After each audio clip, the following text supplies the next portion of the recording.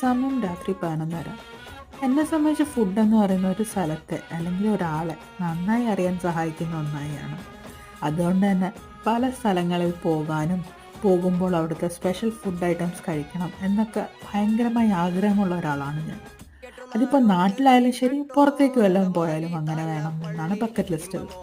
പലപ്പോഴും മുമ്പ് കേട്ടിട്ടുണ്ടെങ്കിലും കുറച്ച് നാൾ മുമ്പ് ഒരു ചേട്ടൻ്റെ കല്യാണത്തിന് പോയപ്പോഴാണ് ആദ്യമായി അങ്കമാലി മാങ്ങാക്കറി കഴിച്ചത്. അതിനുശേഷം ഇടയ്ക്ക് യൂട്യൂബിൽ അതിൻ്റെ റെസിപ്പി വീഡിയോ കണ്ടപ്പോഴാണ് മനസ്സിലായത് ഇതുണ്ടാക്കാൻ ഇത്ര എളുപ്പമാണെന്ന്.